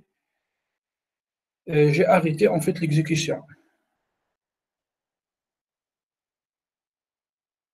Mais, très bien. Allez, on continue. Mais donc, je change la nature de cette cellule Markdown, code. Et ben là, c'est bon, j'ai gagné. Mais je m'appelle comme le code d'ailleurs. En fait, on va pas récupérer, on veut pas en fait une information, disons textuelle, mais on veut plutôt des, c'est-à-dire les données. On veut plutôt récupérer les données. Mais non, dans une autre cellule, je réécris la boucle for name in symbol, print machin, puis je supprime le nom ici. Mais je reviens à la première séance. Je vais utiliser cette commande. D'accord, hein? Dans je pense la fenêtre numéro 9, 10, la dernière fois, et je mettrai ça ici. Bon, je vais quand même organiser un peu le code pour que vous puissiez voir. Hein? Voilà. L'autre fois, nous avons collecté les données liées à l'entreprise Adwia. Qu'est-ce qu'on va faire aujourd'hui? En fait, on va collecter les données liées à toutes les entreprises tunisiennes. Donc, stock est égal à année. Stock est égal à année. Donc, on va travailler comme pendant la première séance entre le 1er janvier 2019 et aujourd'hui. Bien sûr, aujourd'hui, la bourse ne travaille pas, n'est pas ouverte. Par contre, ça va nous donner les données de vendredi. Donc, quand je lance, en fait, attendez, là, pour l'instant, on ne va pas lancer le code. Quand je lance le code, et ben, à chaque fois, on va récupérer, en fait, les données, ou bien un data frame d'une entreprise, donnée, hein, vous voyez comme les entreprises, Amen Bank, Adwia, Alchimia, Air Liquide. et on va mettre ces données dans une variable. On va écraser cette variable. Est-ce que ça, c'est une bonne solution? Chaque fois, en fait, on est en train de récupérer des données et on est en train d'écraser la variable. Est-ce que c'est bien ça? Non. Donc, qu'est-ce qu'il faut faire? Ben, il faut garder cette variable quelque part. En fait, on va passer à des choses hyper avancées. Peut-être vous n'avez pas encore travaillé réellement avec des dictionnaires, avec des structures de données en Python, dictionnaires. Mais on a dit les variables data, c'est un data frame. J'ai envie de enregistrer cette variable quelque part. Donc, afin d'enregistrer, on a dit 85 entreprises, 83. J'ai envie d'enregistrer les 83 data frames. Chaque fois, en fait, on va obtenir un data frame. On veut enregistrer ce data frame dans une structure de données. Je vous conseille d'utiliser la structure de données dite dictionnaire. Et rapidement, je vous demande déjà, avez-vous travaillé avant avec un dictionnaire? Mais un dictionnaire, en fait, c'est une structure de données en Python. C'est une structure. Allez, on rajoute un data frame et on fait point append. Azedine, en fait, je n'ai pas envie de travailler avec une liste. Oui, on peut faire ça avec une liste, mais c'est pas très fameux. Comme la bonne pratique, quoi. En fait, on va définir un dictionnaire. Je connais tout, qu'est-ce qu'un dictionnaire? Un dictionnaire, bon, si on veut définir une liste, qu'est-ce qu'on fait? Si on veut définir une liste, on utilise le crochet. Si on veut définir une liste, on utilise le crochet. Si on veut définir un set ensemble, on utilise set, et ça va utiliser deux parenthèses. Par contre, un dictionnaire, c'est un objet qui utilise deux accolades. Je définis en fait ici mon dictionnaire. Qu'est-ce qu'il y a dans le dictionnaire? Le dictionnaire est vide. C'est normal, en fait, c'est un dictionnaire vide. Regardez comment on va remplir ce dictionnaire. En fait, un dictionnaire, c'est une structure de données qui utilise la notion de clé-valeur, key value. Par exemple, imaginons, je vais définir un dictionnaire contenant les noms les prénoms en fait des étudiants de votre classe. Par exemple, donc je définis la clé étudiant, puis je définis ici, par exemple, son nom, n'importe quoi. Allez, Emine. Allez, shift entrée. Dictionnaire. Voilà, étudiant numéro 1, la clé, Emine, c'est la valeur.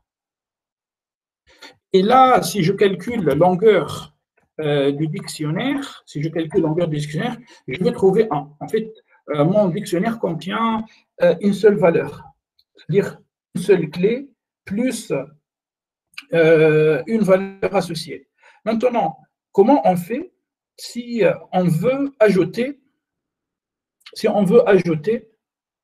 par exemple, une autre valeur? Eh bien, c'est facile, il suffit de faire.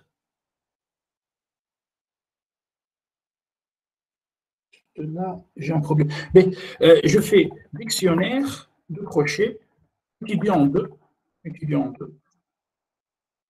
On va appeler cette étudiante, par exemple, hein, on va dire, Emina, par exemple, Emina. Donc, j'affiche mon dictionnaire et qu'est-ce qu'on remarque? Ben, maintenant, il existe deux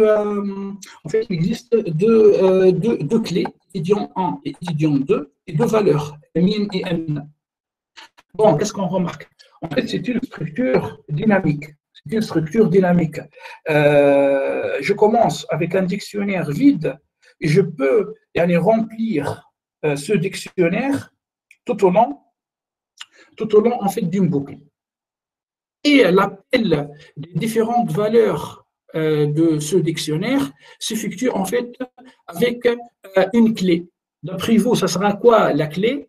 Ça sera en fait le symbole. Donc, on va plutôt utiliser en fait une structure de données très flexible et liée à un dictionnaire. Ok, bon, je vous envoie ce code, puis on va revenir à nos données. Okay.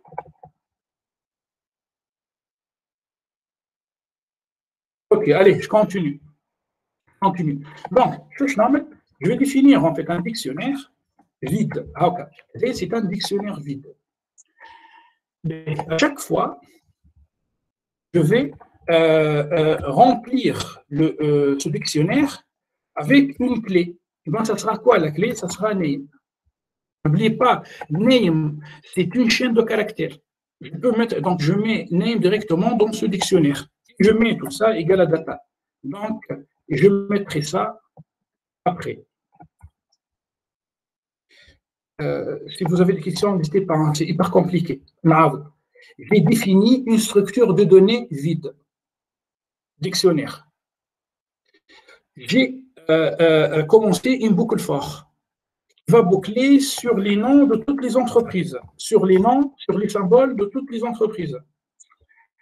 J'affiche un message, une ligne, je me connecte sur le site investing.com pour récupérer les données. J'envoie ces données dans une variable data et je mets ce data frame, c'est-à-dire data, dans le dictionnaire. Allez, on va exécuter ce code. On va exécuter ce code tout de suite. Donc, on va, autrement dit, on va automatiser l'étape de la collecte de données. On va automatiser cette étape.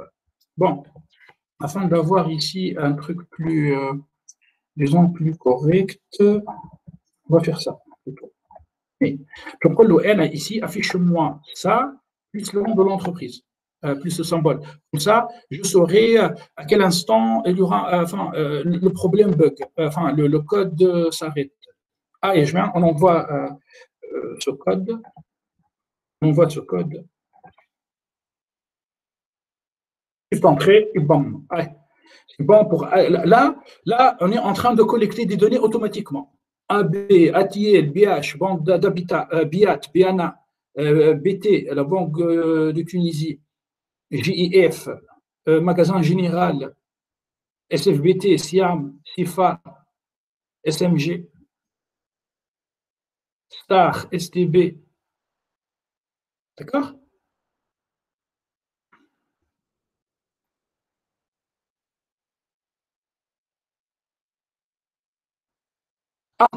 Il y a un problème. Bon, ici, en fait, il y a un problème. En fait, c'est connu, hein, c'est par rapport à l'entreprise Sifax Airlines, SPHAX. Bon, juste, on va vérifier, est-ce que c'est bien ça, c'est Sifax Airlines ou pas. Une minute, je vérifie. Hein. Non. C'est quelle entreprise déjà? Oui, c'est Sifax Airlines. En fait, le site me dit qu'il n'y a pas d'informations sur Sifax Airlines. Qu'est-ce qu'il faut faire, Yajmea? Je connais une solution. Vous allez rencontrer ce genre de problème pendant le process en fait, de la collecte des données. Quand tu tombes sur un tel problème, dans la liste, il y a Sifax Airlines, qu'est-ce qu'on va faire? On va lui dire tout simplement, si name égale à Sifax Airlines, on va ajouter une condition. Le code, attention, hein, je vous avertis, le code là est en train de se complexifier. C'est-à-dire le code devient de plus en plus compliqué. J'ajoute une condition. If name égale la chaîne de caractères Sifax Airlines. OK. Non, est-ce que c'est égal ou c'est différent?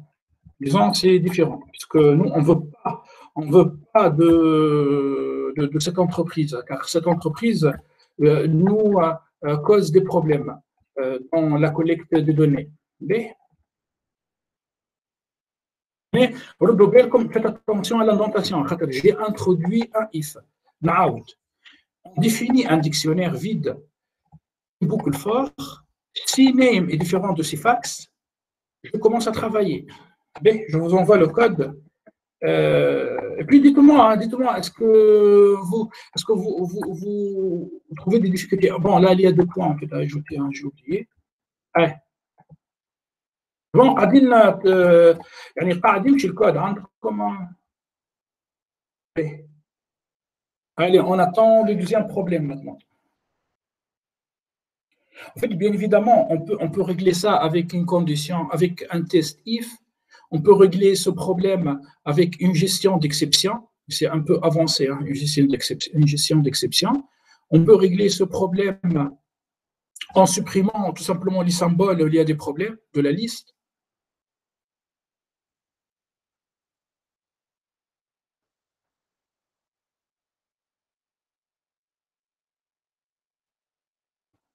Là, c'est BL, Banque de Libye, enfin la banque libyenne, c'est connu. Hein. Ah, c'est bon. Heureusement pour nous, eh ben, il n'y a pas de problème. Là, nous sommes contents. C'est pourquoi? Car on a réussi à récupérer, disons, dans un dictionnaire unique. Donc là, regardez-moi ça. Je fais longueur, length dictionnaire.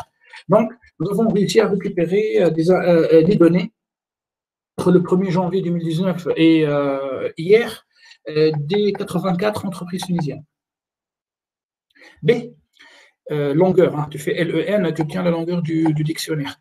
Et si on veut déterminer quelles sont les clés, je rappelle comme N, dans un dictionnaire, on trouve en fait une clé, voilà qui, allez, laisse-moi plutôt dire qui, puis ça m'a value, une valeur, et je vais vous donner l'ensemble des clés. Les clés, les symboles. Malheureusement, on ne peut pas faire ça avec une liste. L'étudiant qui m'a proposé, enfin le monsieur qui m'a proposé, en fait, on ne peut pas trouver cette histoire de clé-valeur dans une liste.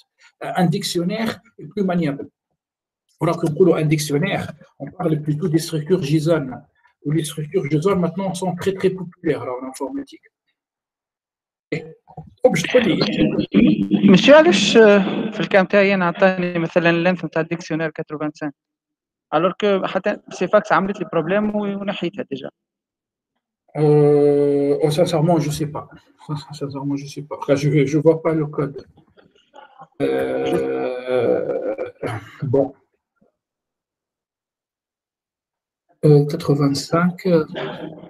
Ah, peut-être en fait que tu as peut-être lancé en fait peut-être tu as lancé le dictionnaire une fois, donc tu as inclus une valeur et puis tu as lancé le dictionnaire en fait plusieurs fois, donc ça a donné 84. Il faut que tu vérifies, hein, je peux pas te dire. Ok. Mais je mets entre vous, hein. Et ben si je mets la keys, j'obtiens les clés. Si j'exécute items, on obtient les données. Voilà les données. La clé, les données. Clé, données. C'est bon.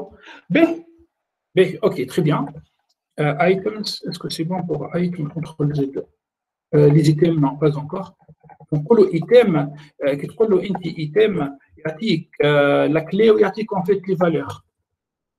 وثم حاجه اخرى اسمها les values. Voilà, values, ça va afficher uniquement les valeurs, c'est-à-dire les data frais. B, très bien. Values, ça affiche les valeurs. Donc rapidement, donc dictionnaire items. Allez, je mets c'est bientôt, en fait, il faut finir cette analyse. Hein. Là, on est en train de collecter les données. Ok, très bien. Je vous félicite. Nous avons fini la partie collecte de données. Les données demandées, désirées, se trouvent dans la structure de données dictionnaire. Je connais c'est quoi l'étape suivante par rapport à la méthodologie CRISP-DM.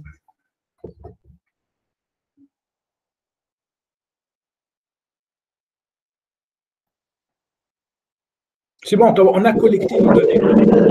Data preparation, cleanup. Voilà, ok, très bien. En fait, qu'est-ce qu'on fait? On fait du... oui, en fait, on passe à la partie... bon, data understanding.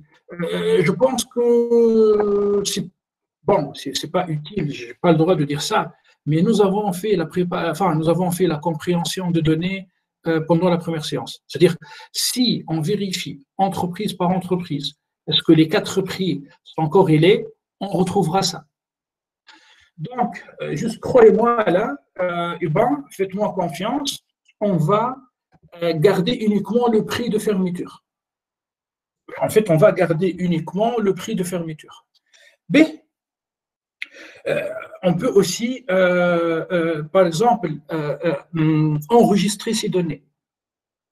Comment on peut enregistrer ces données dans des fichiers CSV ou elle dans une base de données, MySQL, ou elle dans une base de données MongoDB.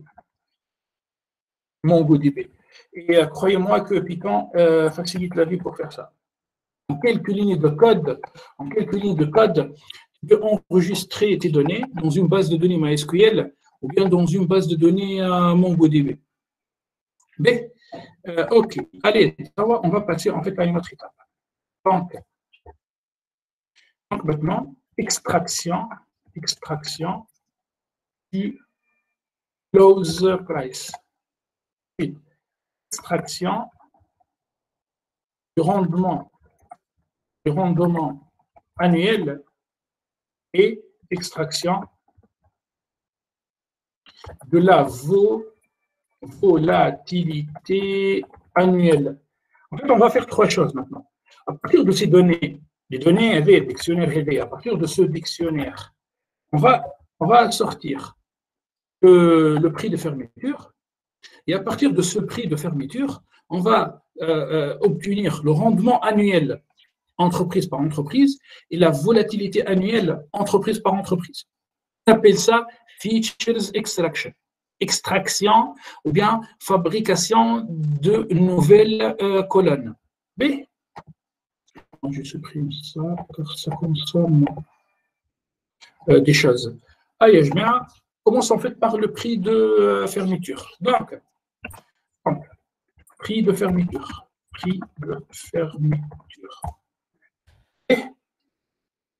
Donc, on va définir un dictionnaire, on s'appelle prix fermeture. Est-ce qu'on peut faire ça comme ça? Non, je préfère non.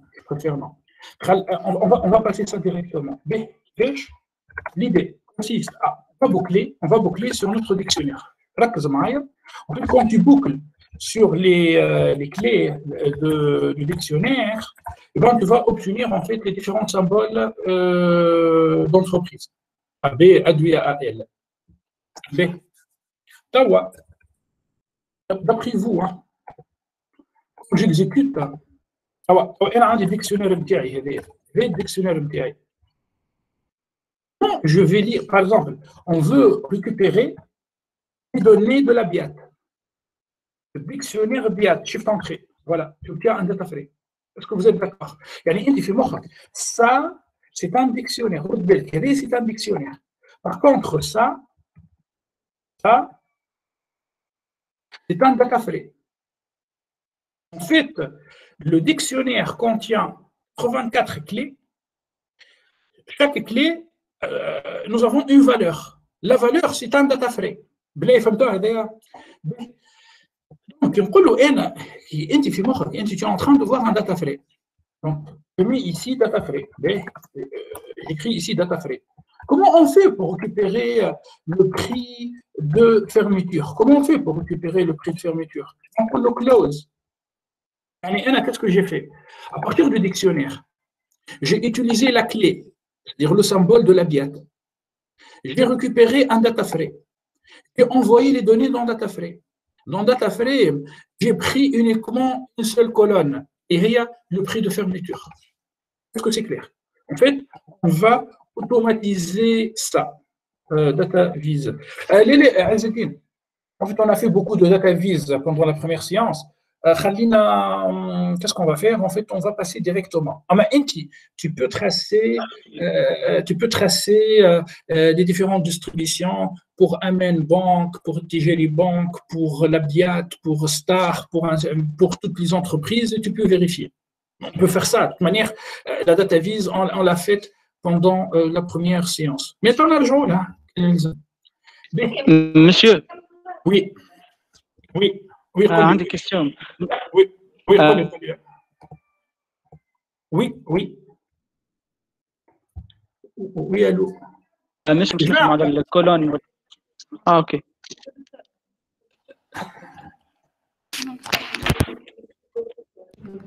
وي مسيو تسمع فيا تو؟ نسمع فيك قول لي وي. دونك قلت لك نحن باش نخدموا على الداتا فريم مثلا تاع البيات وباش نخدموا على كلوز. اذا كان نعمل ريفليكسيون على اللي قبيله الخدمه اللي خدمتوها دونك ولا خدمناها لا دينيير فوا السيونس الاولى اسكو ني كابابل باش نعملوا الاناليز نتاعنا ونشوفوا اسكو اون غارد سولمون اون فاريابل ولا نخليو لي تروا ولا باش نشوفوا لي كوريلاسيون بين لي فاريابل اسكو بو فير الورك فلو هذا على لي زونتربريز الكل ولا لازم نعملوها انتربريز بار انتربريز. Bien sûr, on peut faire ça. On peut boucler. Oui, on peut faire ça. Ouais. Tu peux faire ça entreprise par entreprise. Quand tu travailles comme analyste financier, tu dois apprendre les entreprises par cœur. Le PDG de l'entreprise الفلانية وين بات البارح في الليل وشكلاه في العشية. Bref, je rigole. À part ça, il faut attaquer entreprise par entreprise. نحن المرة الأخرى خدمنا الأدوية. Je me تقول لي انت ما je te crois pas la biat c'est pas le même comportement نقول لك انا اوكي يا جماعه correlation matrix modèle frame allez interprétez-moi s'il vous plaît cette matrice de corrélation open high هكا 099 ما لقيناهاش هذه في ادويه وين ادويه لقيناها هذه لقيناها المره الاخرى في ادويه شوف 099 الادويه في الابيات هكا الاوبن والهاي سون كوريلي الاوبن واللو سون كوريلي الاوبن واللو سون كوريلي وي جوست سامحني جوست انا حبيت كون بو فير يعني الاناليز هذه اون يوتيليزون البوكل فور ونعملوا نبوكليو على لي زونتربريز الكل دونك ليفيكاسيتي انه تمشي كما قلت انت انتربريز بار انتربريز والا نجموا نعملوا الاناليز هذه عليهم الكل وتخرج لي مثلا ماتريكس نتاع كوريلاسيون ولي فالور هذو بنشوفهم اسكو سا فا تيتر كلير كي نعملهم على لي زونتربريز الكل. En fait, oui, mais par contre, tu vas finir par 84 entreprises. Pardon, tu finiras par 84 matrices de corrélation. برشا. C'est pas grave, c'est ton métier. Tu es payé pour faire ça. C'est de l'analyse financière dans une bourse. Tu vas gagner des millions, quoi. Donc, l'Excel, voilà, tu fais ça à la main. Je pense que là, on automatise à fond. Oui. Et on a commencé l'analyse depuis une heure, là. Depuis une heure, nous avons commencé l'analyse.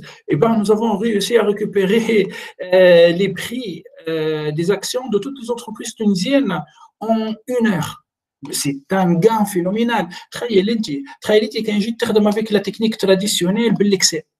تمشي تكليكي على investing.com تكليك تهبط السي اس في ولا اكسل سي اس في اكسل واخدم بالاكسل 84 اكسل انه فو ان موا. انا لهنا جو فو بروبوز vrai le but c'est analyse des données financières. En fait, on est en train d'analyser des données financières, mais en même temps, on est en train d'automatiser. C'est très rapide. Oui, tu peux, bien évidemment, tu peux tracer, tu peux même écrire un code. On va dire compte à Python. Tu peux écrire un code. Quand le coefficient de corrélation est très faible, et ben ça t'affiche un message d'avertissement. Voilà. يا جماعه نجربوا ما نعرفش انا بون فيرميغ ماهيش موجوده في البورصه شكون يخدم في ستار ثم حد يخدم في ستار هي ستار باغ اكزومبل لاسيرونس ستار تيجيري بانك باغ اكزومبل تيجيري بانك امين بانك la même banque, ATB. En fait, en 2 clics, tu peux obtenir une information. Jusqu'à maintenant, compliqué avec Excel ou avec LibreOffice. Enfin, moi, j'ai rien. Alors, je ne suis pas le représentant commercial de l'ennemi de Microsoft. Mesurer la rapidité قدامكم. comme قاعدين تشوفوا يا جماعة قاعدين تشوفوا la rapidité de l'analyse. Mais en fait, on peut vérifier toutes les matrices de corrélation, mais je pense que vous allez trouver le même phénomène. À cet égard, on va automatiser ça. Enfin, on ne va pas automatiser ça. Je vais plutôt automatiser la partie close. Ah ouais, le close. C'est le prix de fermeture par l'ATB. Ce que tu remarques, l'ATB, c'est 3 dinars, par exemple. L'action par l'ATB, c'est 3 dinars. En fait, c'est une stratégie commerciale. La BIAT, c'est 118 dinars.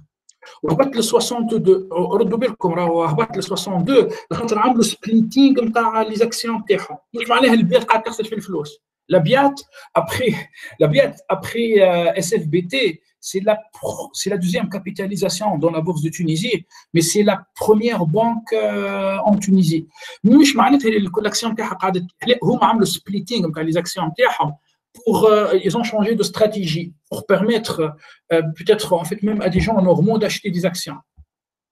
Maintenant, l'ATB, l'action de 3 dinars, ils ont une autre stratégie. La B, par exemple, la même banque, c'est 27 dinars, ils ont une autre stratégie. Bref, qu'est-ce qu'on va faire? En fait, on va faire ça, on va coller tout ça, et on vient ici. Mais au lieu d'écrire à chaque fois AB, ou ATB, on va écrire, est-ce que ça vous va si j'écris, laissez-moi ici écrire name, ici j'écris name. Donc là, je vais obtenir le data frame de la banque, de l'entreprise bien déterminé, et puis je prends le prix de fermeture. On prend le price, price. À chaque fois, je boucle sur le dictionnaire, sur toutes les clés, AB, BS, ATB, BIAT, Tijeri. J'obtiens le data frame et puis j'obtiens le prix de fermeture. Et j'envoie le prix de fermeture en fait dans une variable prix. Est-ce que vous êtes d'accord? B. Avant de sortir, bon, je vous envoie ce bout de code. Avant de sortir en fait ici, je vais vous montrer quand même comment calculer le rendement annuel moyen, la volatilité annuelle. Mais je vous demande, c'était la première entreprise. Attendez une idée. Je connais une entreprise sur laquelle on peut bosser.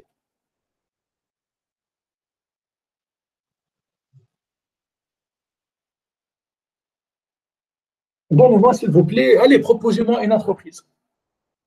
SFBT, par exemple. SFBT, نهار الجمعة. OK, SFBT. SFBT. Allez, on va analyser l'entreprise SFBT. Donc, voilà, SFBT. Donc, on va attaquer l'entreprise numéro 1 dans la bourse de Tunisie. Nous avons en fait le prix de fermeture. On va faire plot, et voilà en fait l'action de l'entreprise. En fait, j'arrive pas. Il y a un truc bizarre. En fait, chaque fois que j'analyse SFBT, je commence à bref. Donc, c'est une série temporelle SFBT. Et bien, qu'est-ce qu'on remarque? Comment l'entreprise est en pleine santé, il n'y a pas de problème. Voilà. Bon, en fait, apparemment, elle a subi la crise du Covid-19. Donc là, on remarque que l'action en fait a baissé pendant la période de la crise de Covid-19. Et puis, ça a commencé à récupérer, c'est-à-dire cette baisse. Et l'entreprise se comporte très très bien. Imaginons si on achète. Le genre des cours. باهي باهي heureusement مانيش بحذاكم ما نعرفش كو سباستيل شي فو توا بون باهي يا جماعه دونك هذه قدامكم en fait c'est la série temporelle SFBT.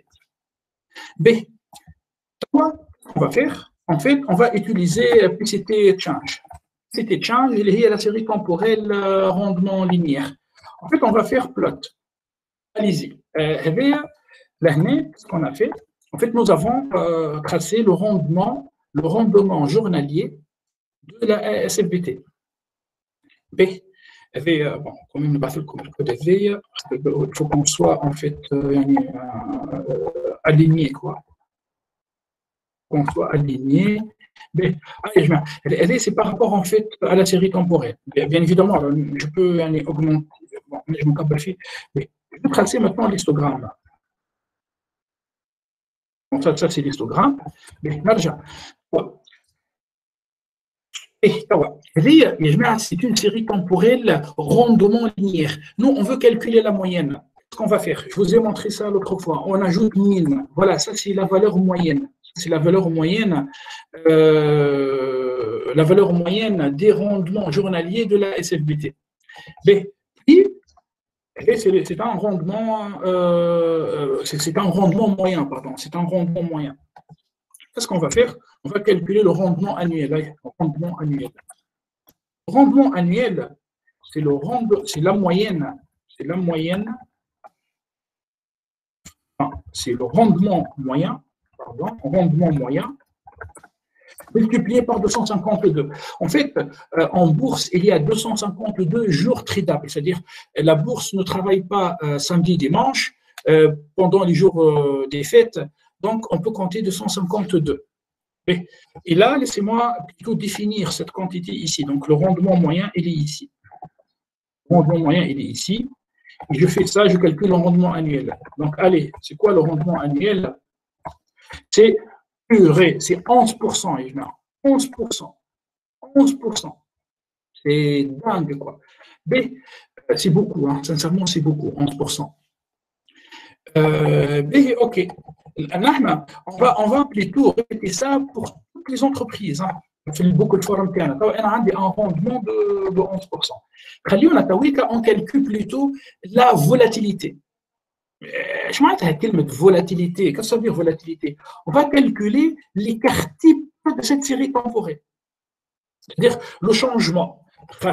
En fait, quand je trace l'histogramme, c'est encore plus clair. C'est plus clair avec un histogramme. Surtout l'histogramme, en fait, la valeur moyenne, c'est 11%. Et bien, nous, on va calculer l'écart type, la dispersion par rapport à la moyenne. La dispersion par rapport à la moyenne. Comment on fait pour calculer la dispersion par rapport à la moyenne? C'est-à-dire plutôt la statistique. La moyenne, c'est mine. Et la dispersion, c'est l'écart type. Standard deviation. Standard deviation. Voilà donc notre écart type. Attention, voilà notre écart type. Donc laissez-moi, est-ce que je passe tout comme déjà? Non, je ne passe pas comme. Je vais معايا طب. هذايا بنسميه pas rendement moyen, بنسميه volatilité moyenne. En fait, c'est une volatilité moyenne. Oui, c'est une volatilité. Bref, c'est une volatilité. La volatilité est égale à 1%. Contre nous, on veut calculer une volatilité annuelle.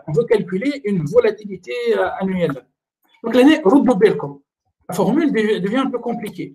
Afin de calculer la volatilité annuelle,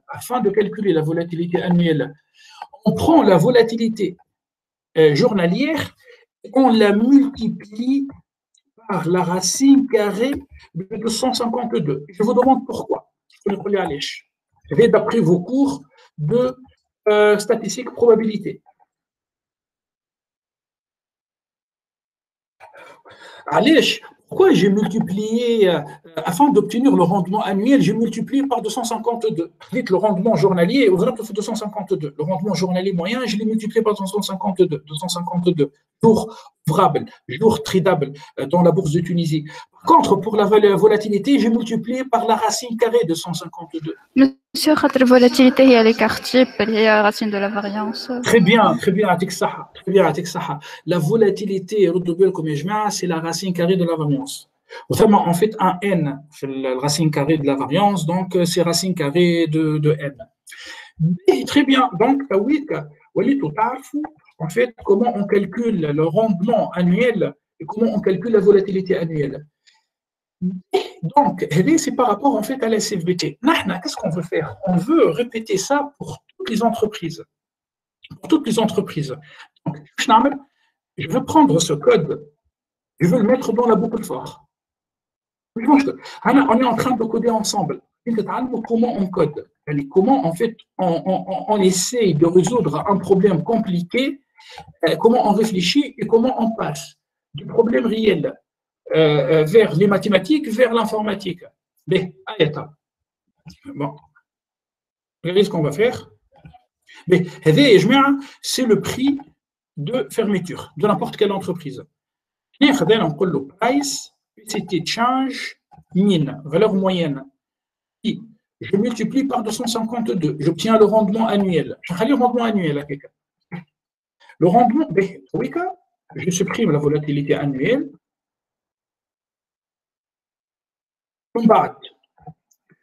On finira par quoi? Par un couple. Rendement annuel, volatilité annuelle. Entreprise par entreprise. Mais ce couple-là, je l'ai mis où? Je l'ai mis en fait dans une liste. Bon, je peux vous afficher une boucle forte. Bon, int, name, virgule. Bon, le calcul, c'est presque instantané. Le calcul est presque instantané. J'exécute. AB. Maintenant, Amen Banque, le rendement est négatif. Attention, Advia, le rendement est de 6%. Air liquide. Et je mets Air liquide, pourquoi d'après vous c'est 27%? Air liquide. Air liquide. Tiens, le air liquide. L'oxygène, après Covid. Voilà, oxygène et Covid. ATB, en fait, il y a un problème. Regardez les résultats de l'ATB sur le site de bourse. BH, enfin, la BIAT. Les banques tunisiennes, c'est la contrepartie de ces banques dans la bourse. B, Monoprix, il y a des Monoprix. Monoprix, par exemple, Monoprix a changé de directeur général pendant l'été. Naql. OK. Après, en fait, il y a l'entreprise du groupe Lokil qui s'appelle UADH. Regardez UADH. On va chercher pourquoi. Regardez la volatilité, 56%. Citroën, par exemple, Citroën a arrêté de collaborer avec le groupe Lokil en décembre. Le groupe Lokil, en fait, a déposé plainte contre Citroën. Je parle Citroën France, où UADH commence maintenant à enregistrer beaucoup de pertes. En fait, il faut toujours coupler les résultats avec le site de bourse. Mais, ok, très bien, là j'ai affiché les résultats. Je n'ai pas envie d'afficher les résultats, j'ai plutôt envie de mettre ces résultats dans une liste. Mais est-ce que c'est bon, partout comme le disait, nickel. S'il y a une erreur, je vais mettre tout ça où? Dans une liste. Je vais في liste. غنسميها liste et je suis votre camarade. Allez, append. On va utiliser append. Chaque fois, on vient de loin. Nous avons récupéré les données de toutes les entreprises tunisiennes. Nous avons récupéré tout. Le volume, prix de fermeture, ouverture. Nous avons gardé le close. À partir du close, nous avons calculé le rendement moyen, annuel, le risque moyen, le risque annuel. En fait, on va mettre ça dans une liste. Mais l'année, le code va me dire qu'il y a un problème. La liste n'est pas définie. La liste est undefined. On va définir une liste ici. Une boucle, voilà, une liste vide. Zoom comme là, puis chauffe. J'ai initialisé une liste vide. Quand on initialise une liste vide, on utilise append. Vous êtes d'accord? Bon, je vous envoie le code et puis on va discuter. Donc, vraiment, c'est instantané. C'est dingue. Python, il est méga rapide. Mais, je vous montre la liste. Notre liste. Entreprise, rendement, volatilité. Rendement, volatilité. Rendement, volatilité. Bon, peut-être afficher cette liste comme ça, ce n'est pas très, très fameux. Pour cela, on va transformer cette liste en un data frame. Effectivement, on fait transformer cette liste en un data frame. Et regardez qu'est-ce qu'on obtient. En fait, on obtient un data frame. Mais bon, même ce data frame n'est pas fameux. Hein. Je n'ai pas aimé ça. J'ai envie d'avoir en fait 3 colonnes, alors que là, j'obtiens uniquement 2 colonnes. On va trouver une solution. Ouais, de toute manière, on n'a pas besoin en fait des noms. Vous êtes d'accord? On n'a pas besoin des noms. Juste, j'affiche le rendement, j'affiche le rendement ou la volatilité à Kahab. Donc, la liste, je vous montre la liste. Je la liste, mais maintenant, je vérifie juste ça. Ah, nickel. Moi, j'ai envie d'avoir ça. Mais, je vous envoie en fait le nouveau code. En fait, j'ai supprimé le nom de l'entreprise du beaucoup fort. OK? Monsieur, كان نحط عليه النوع يبدا موجود affiché. En fait, on peut régler ça. Mais je n'ai pas de problème comme fait le code. C'est pas fameux. خلينا نمشي بشوية بشوية ونطلعوا مع بعضنا فهمت؟ هو le but en fait déjà vous avez réalisé je suis un peu rapide quoi. Inch'Allah تطلعوا اما راهو le but زاد c'est pas زاد باش نعقدكم. كمان اكبر منكم في العمر وكذا اما البيوت اللي هو انتم زاد دخلتوا تكتبوا كيف هكا اما كنت نجم نوريك هذيك المشكله اما اون فا بيردر دي طون باهي يا جماعه بلي ركزوا معايا تو انا تو عندي اون فيت ان داتا فريم فيها 2 colonnes. Je dispose en fait d'un data frame qui contient 2 colonnes. Monsieur, oui. Ça marche juste le can حطوا name virgule rendement annuel virgule volatilité après يخرج nom ou pas de rendement pas de volatilité juste le rendement annuel. Okay, merci beaucoup. Très bien. Voilà.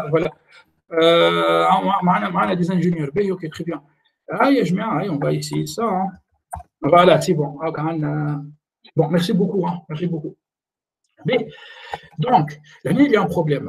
Nous avons en fait 3 colonnes qui n'ont pas de nom. Les data frame, je pars vers data frame, j'utilise columns. Donc, j'introduis une liste. Entreprise, laissez-moi écrire ici, entreprise, virgule, rendement. En fait, on va finir disons, encore dans 5 minutes. Hein. On a commencé en décalé. Rendement et on va écrire volatilité. Mais j'exécute. Voilà. Un très bon data frame. Il y fait 3 colonnes, entreprise, rendement, volatilité. On va effectuer notre analyse sur ce data frame. Yani tawika, nous avons fini la partie DF. Hein, je vais l'appeler DF. Voilà, ça met plutôt DF final. L'analyse ou la modélisation va être effectuée sur DF final. Sur DF final. Donc, avez-vous étudié l'apprentissage non supervisé?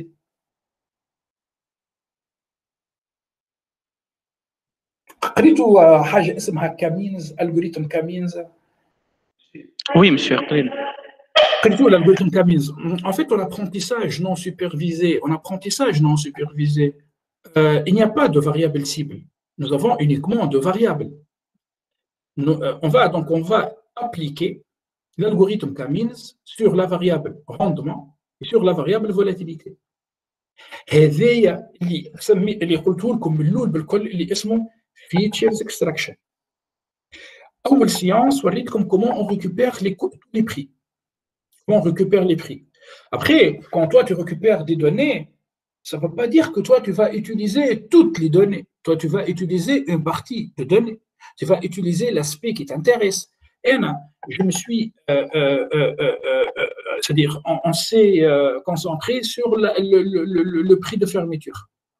Mais est-ce qu'on a travaillé directement sur le prix de fermeture? Aujourd'hui, non.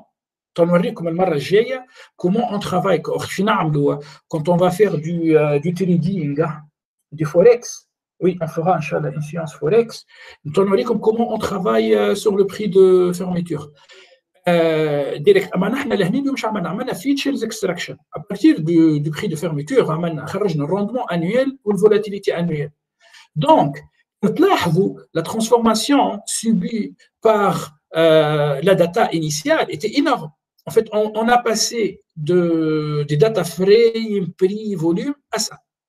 Et on appelle ça un data mart. Le BI appelle ça data mart. Et c'est un fichier plat, ou bien un fichier plat, plate file. Vraiment un data plate file. Sur ce fichier, on va appliquer notre algorithme Camis. C'est-à-dire sur ce data mart, on peut appliquer notre algorithme de Camis. Là, juste pour est-ce que vous voulez qu'on applique ça aujourd'hui ou là, on a pour 5 minutes, quoi. Ok, c'est pas grave. L'essentiel, comme tu fais, le but, c'est pas une course. Toi, qui m'anime dans une entreprise. Quand 18 heures arrive, en fait, on ferme tout. Avant de fermer les sessions, on enregistre le fichier. Donc, index est égal à false, donc tu vas enregistrer ce fichier. Appelle ça datamart. Appelle ça datamart.csv. Voilà, shift entrée, c'est bon. Comme le code HEVEA. Enregistrez-moi ce fichier. La prochaine fois, qu'est-ce qu'on va faire? On va commencer à partir de ce fichier. Plutôt le fichier HEVEA. On va commencer à attaquer à partir de ce fichier. Très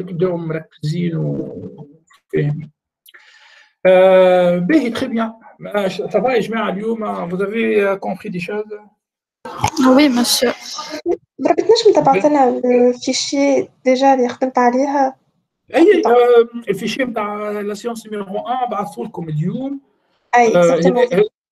هذا تنبعثوا توا جوست جو مي دو كونيكت وتنبعثوا. ايوه l'enregistrement monsieur, merci beaucoup. اي l'enregistrement c'est bon. بعثوا لكم بالوقت الاخر بنهارتها. اي باهي كي هو راه ça prend 2 heures. En fait, une fois, il va se limiter. Ok, merci beaucoup, monsieur. Donc, juste la prochaine séance, pendant la prochaine séance, on va appliquer l'algorithme Camis. Le but, c'est de faire une segmentation. Page 79. 79. Par exemple, nous l'état des banques tunisiennes. En fait, il y a 3 styles de banques. Il y a des banques à participation étrangère, les banques publiques, les banques privées. On essaiera. Ce sont des études effectuées par la Banque centrale, publiées par l'IFID. C'est public. Les algorithmes de machine learning, بالتhéorie classique, يعني CAPM, le capital asset pricing model, le français, modèle d'évaluation des actifs financiers, ou la finance comportementale. On va essayer en fait de regrouper les 3 analyses pour comprendre des choses intéressantes. Voilà, c'est de l'asset management. C'est de la. En fait, on est en train de faire plus ou moins de l'asset management, quoi, la gestion des portefeuilles. Où on peut faire ça? On peut faire ça dans des entreprises comme Tunisie Valeur, Biat Capitaux, par exemple Biat Asset Management, pardon, Biana Capitaux, Biat Asset Management, لي كورتي معروفين في تونس الكل لي سيكاف هذوك في فرنسا سوسيتي جينيرال وكذا. Voilà, là j'ai fini. S'il n'y a pas de questions, ben, je vous souhaite en fait un bon week-end. Monsieur, si on a fini le cours, en fait, أنا نحب نسألك حاجة en dehors du cours si c'est possible. vas-y, تحب تكمل صحابك. Vas-y, اسألني. أي voilà, monsieur, كان يحبوا يخرجوا معناها en les libère ونحب نسألك حاجة أخرى par rapport au finance. Ok, mais donc j'arrête l'enregistrement. J'arrête l'enregistrement. Ok. Arrêtez l'enregistrement.